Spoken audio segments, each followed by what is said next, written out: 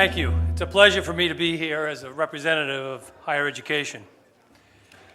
As most of you know, universities have for many years played a leadership role in educating young people in a multicultural and international environment that fosters greater understanding and the peaceful resolution of differences among diverse nations and people. Very much in tune with the mission and goals of the United Nations, the Journalists and Writers Foundation, and the Peace Islands Institute.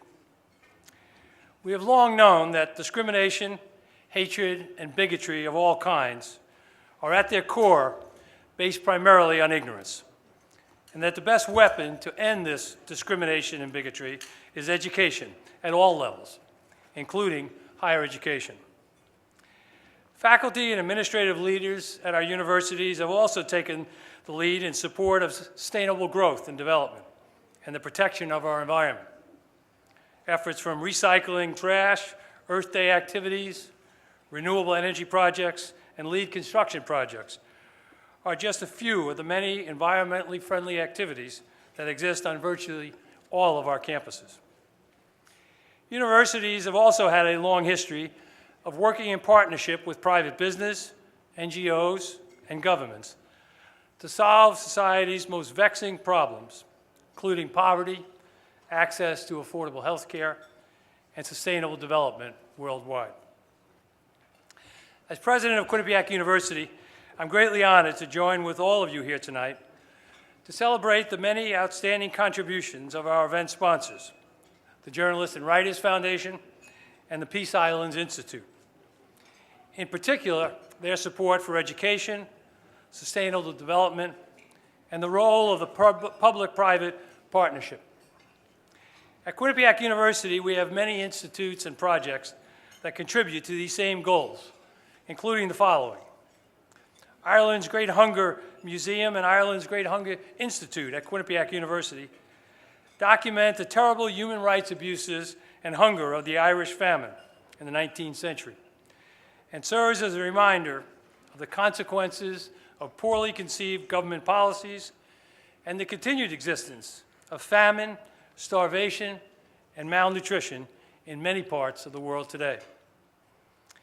In conjunction with our Albert Schweitzer Institute, our departments of nursing, occupational therapy, physical therapy, and sports medicine have sent teams of students to Nicaragua, Guatemala, and other developing countries to provide healthcare services to the local populations. This not only helps people in need, but also generates in students a lifelong commitment to service. Again, in conjunction with our Albert Schweitzer Institute, our School of Business runs a micro-lending program in Nicaragua. The program provides loans to both individuals and small businesses in León, Nicaragua. School of Business has also implemented dedicated courses in sustainable business practices and social enterprise, and has many substantial faculty and student exchange programs with universities throughout the world, including in Turkey, Hungary, Poland, China, and Ireland, to name just a few. And finally, our relatively new 250-acre York Hill campus in Hamden, Connecticut, has been developed as a green campus, featuring electricity powered by an extensive collection of solar panels, vertical wind turbines, geothermal, and soon-to-be-added fuel cells.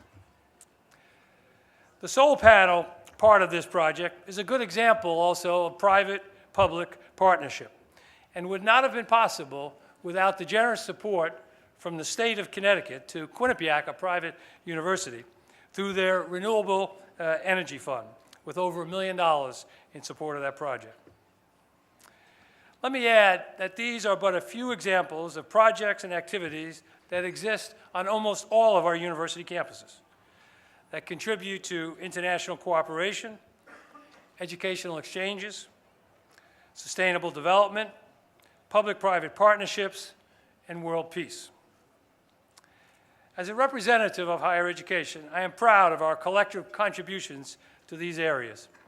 And I want to thank again our sponsoring organizations here tonight, the Journalists and Writers Foundation and the Peace Islands Institute, and of course, the United Nations, for your leadership in these worldwide efforts and for bringing us all together tonight. Thank you.